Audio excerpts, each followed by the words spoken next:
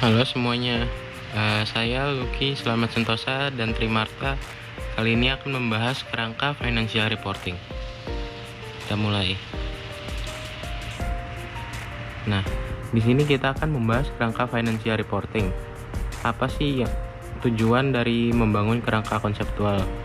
Di sini kita terbagi atas 3 level, yaitu level 1 berupa tujuan, level 2 karakteristik kualitatif dan elemen-elemen, lalu level 3 adalah asumsi-asumsi, prinsip-prinsip, dan kendalanya. Tujuan laporan keuangan. Yang pertama adalah menyediakan info tentang posisi keuangan, kinerja, serta perubahan posisi keuangan suatu perusahaan untuk pengambilan keputusan ekonomi. Yang kedua, disusun untuk tujuan memenuhi kebutuhan bersama sebagian besar pemakainya, walau tidak menyediakan semua informasi yang dibutuhkan pemakai tersebut. Lalu, menyajikan info keuangan dan tidak diwajibkan menyajikan info non-keuangan. Yang terakhir adalah menunjukkan apa yang sudah dilakukan manajemen atau stewardship dan pertanggungjawabannya atas pengelolaan sumber daya yang telah dipercayakan kepadanya. Nah, lalu di level kedua adalah konsep-konsep dasar dari hierarki kualitas akuntansi. Nah, yang dari level teratas adalah pemakai informasi akuntansi berguna untuk pengambilan keputusan dan karakteristiknya. Di bawahnya adalah batasan pervasif, di mana manfaat harus lebih besar daripada biaya yang dikeluarkan. Dan bawahnya lagi adalah kualitas khusus pemakai, yaitu dapat dipahami dan berguna untuk pengambilan keputusan. Lalu ada karakteristik kualitatif laporan keuangan, yaitu relevan, materialisitas, keandalan, penyajian yang jujur, substansi overform, dapat dipahami, dapat dibandingkan, kelengkapan, prudence, dan netralitas. Nah, di sini adalah konsep-konsep dasar, yaitu kualitas dasar yang relevan. Relevansi itu adalah salah satu dari 2 kualitas mendasar yang membuat informasi akuntansi berguna untuk pengambilan keputusan, yang dibagi 2 menjadi predictive value dan confirmatory value. Lalu, kualitas fundamental yaitu penyajian yang jujur, di mana nama dan keterangan yang tertera di laporan keuangan benar-benar terjadi dan ada di laporan keuangan tersebut. Lalu ada meningkatkan kualitas, yaitu membedakan informasi lebih atau kurang berguna dari informasi yang berguna. Lalu ada level 2, yaitu elemen-elemen dasar. Yang pertama adalah aset.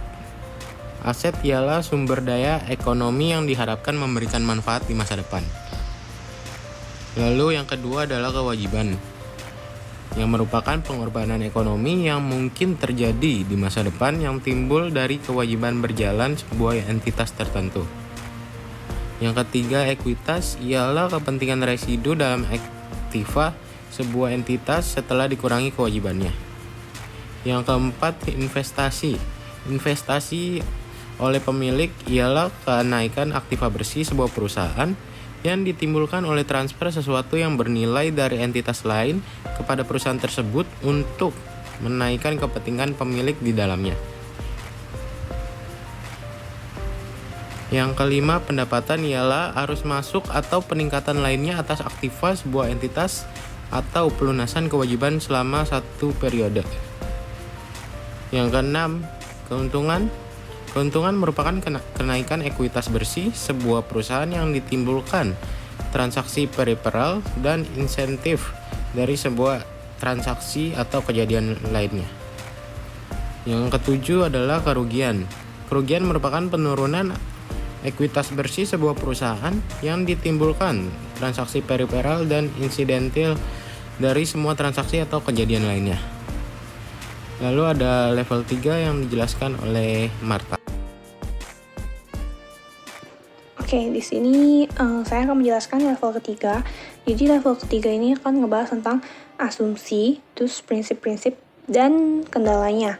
Jadi di level ketiga ini maksudnya itu konsepnya menjelaskan bagaimana perusahaan harus mengenali, mengukur, dan melaporkan elemen keuangan dari setiap kejadian.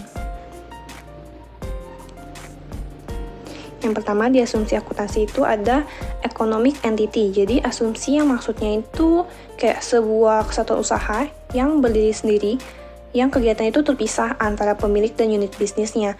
Jadi dengan adanya prinsip ini, tanggung jawab terhadap keuangan perusahaan itu akan tercipta dengan jelas. Jadi karena keuangan si pemilik dan bisnisnya itu kan terpisah, jadi si pemilik nggak bisa secara bebas menggunakan uang perusahaannya.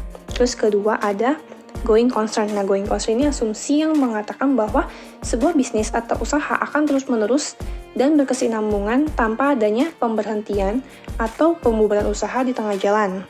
Yang ketiga ada monetary unit atau satuan monetary itu. Jadi kayak bahwa pencatatan transaksi keuangan hanya dapat diukur dan dinilai dalam bentuk satuan uang atau mata uang. Terus keempat ada periodicity atau periode akuntansi, yang artinya itu yaitu pelaporan dan penilaian keuangan usaha pada perusahaan dibatasi oleh periode waktu tertentu yang biasanya pada umumnya dimulai dari 1 Januari sampai 31 Desember. Dan yang kelima ada accrual basis.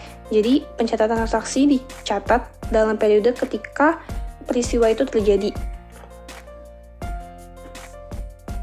Oke, yang ketiga ada prinsip-prinsip akuntansi. Yang pertama ada measurement atau pengukuran. Nah, pengukuran dalam akuntansi itu biasanya dikaitkan dengan satuan pengukur berupa unit moneter. Nah, pengukuran yang dimaksud itu biasanya berkaitan dengan fair value. Jadi, IASB sendiri juga sudah memberikan perusahaan pilihan untuk menggunakan nilai wajar sebagai dasar pengukuran aset keuangan dan kewajiban keuangan.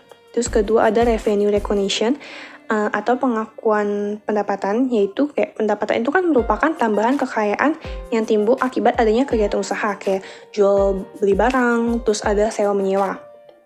Nah, jadi kas atau setara kas yang didapatkan dari transaksi keuangan yang telah terjadi dalam perusahaan itu dijadikan dasar untuk mengakui pendapatan.